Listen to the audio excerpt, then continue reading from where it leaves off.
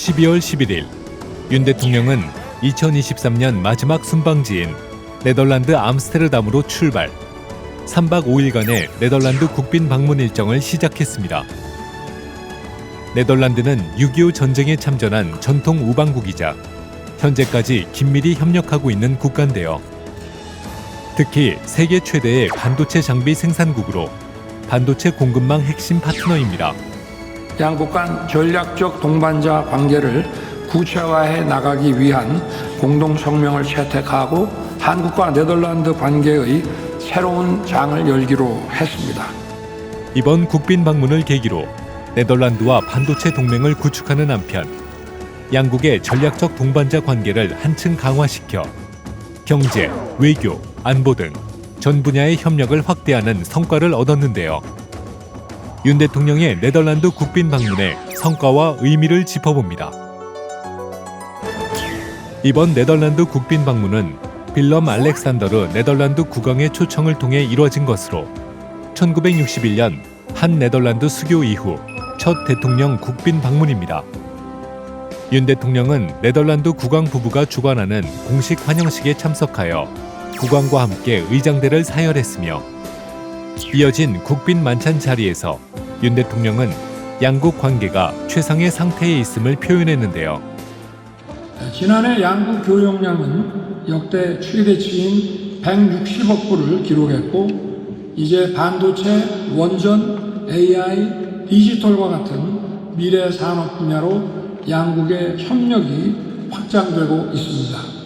대한민국과 네덜란드는 보편적 가치에 기반해 글로벌 자유 연대를 이끌어가는 가장 훌륭한 파트너가 될 것입니다. 국빈 방문을 우리나라의 대통령이 제공했다는 것은 그 초청을 받아야 갈 수 있는 거예요. 한국과 네덜란드의 관계가 예전부터 굉장히 돈독해졌기 때문에 네덜란드가 그러한 양국 관계를 고려해서 국빈 방문을 요청을 했다, 이렇게 말씀을 드릴 수가 있겠습니다. 독일 다음으로 굉장히 우리에게 중요한 유럽 국가들 중에서 교역 제2의 교역국이기 때문에 그러한 측면에서 경제적 의미도 굉장히 크고요. 국빈 일정을 마친 윤 대통령은 최첨단 반도체 생산에 필요한 극자외선 노광 장비를 세계에서 유일하게 생산하는 기업인 ASML 본사를 방문했습니다. ASML 방문은 해외 순방에서 윤 대통령의 첫 기업 방문이기도 한데요. 오늘 이 자리가 한국과 네덜란드의 반도체 동맹이 더욱 굳건해지는 계기가 되기를 기대합니다. 윤 대통령은 주요 시설을 둘러보고 반도체 공급망과 기술 혁신 분야 파트너십 강화 방안을 논의했으며 이번 방문을 계기로 삼성전자와 ASML 두 기업은 1조 원가량을 공동 투자하여 한국의 차세대 반도체 제조기술 R&D 센터를 건립하기로 했는데요. ASML 최초의 반도체 제조기업과 해외에 설립하는 R&D 센터로서 상징적 의미가 큽니다. 삼성으로 대표되는 이 반도체 산업은 개발과 제조고 네덜란드의 ASML은 반도체 제조 장비 회사입니다. 두 산업이 시너지 효과를 내면서 발전해 갈 수 있는, 그러면서 공생관계를 더더욱 강력하게 하는 그러한 효과를 가질 거라고 저는 생각합니다.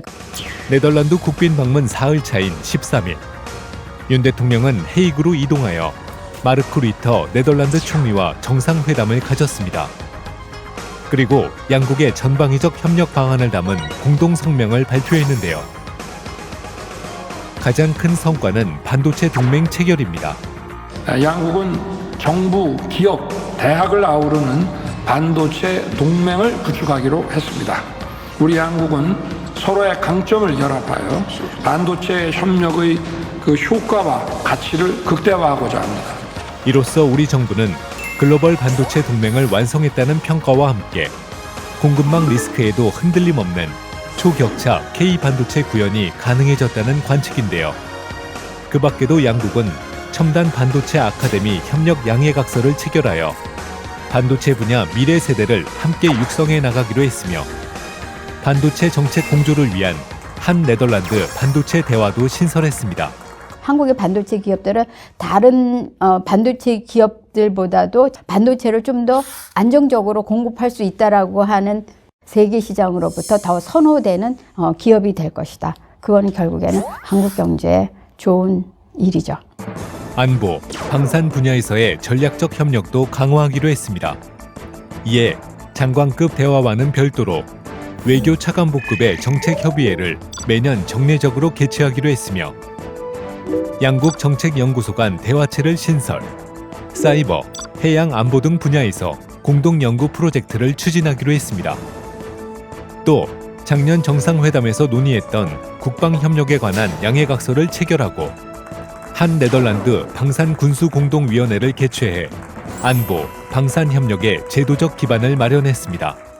한국 방산의 강점이 이제는 유럽 국가들에게 널리 확대돼 가는 것 같다 이런 생각을 하고 있습니다. 네덜란드와도 이제 방산 협력을 이제 본격화할 수 있는 제도화의 토대를 닦았다고 볼 수 있고요. 이러한 제도화의 기틀을 바탕으로 해가지고 다양한 분야로 퍼져나갈 수 있는 그러한 계기가 마련이 된 것이고 경제 안보, 공급망 분야에서의 공조 의지를 전하기도 했는데요.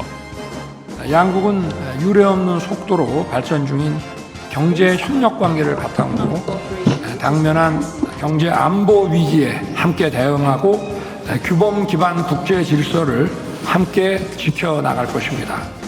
경제 안보 협력 양해각서를 바탕으로 경제 안보 대화를 신설하고 외교와 산업, 2+2 장관급 대화체를 경년 주기로 개최할 것임을 밝혔습니다.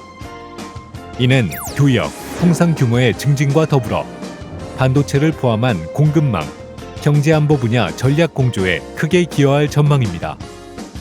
그 외에도 양국은 탄소 중립 목표를 달성하기 위해 원전을 포함한 무탄소 에너지 분야의 협력을 확대할 뿐 아니라 인공지능, 양자 등 미래 전략 기술 분야와 스마트 농업 및 물류 분야에서도 협력하기로 합의했는데요. 우리 기업의 사업 기회가 대폭 확대될 것으로 기대가 모아지고 있습니다.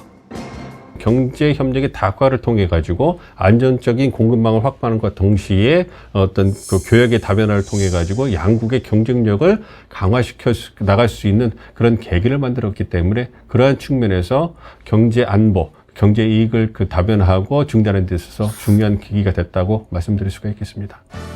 한편 한 네덜란드 비즈니스 포럼을 통해 기업 간 협력의 장도 마련됐습니다.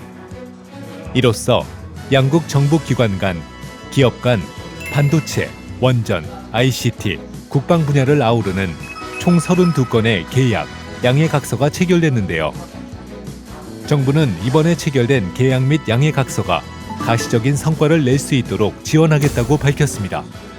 두 국가의 경제 사이에서의 이 협력 관계가 좀 더 안정적으로 진전될 수 있는 씨앗을 많이 뿌리고 오셨다라고 저는 생각을 합니다. 이러한 국빈 방문을 계기로 해가지고 향후에 한국과 네덜란드, 한국과 EU 국가 전반으로의 어떤 협력이 보다 더 확대되고 활성화될 수 있기를 기대를 해봅니다. 윤 대통령은 이번 네덜란드 국빈 방문을 통해 네덜란드와의 경제 협력을 다변화하는 한편 반도체 장비 강국 네덜란드와의 연대를 통해 반도체 생산 전 주기에 걸친 경쟁력을 확보하고 글로벌 협력 채널을 구축했는데요. 이로써 우리나라 경제 성장의 동력을 마련하는 계기가 됐습니다.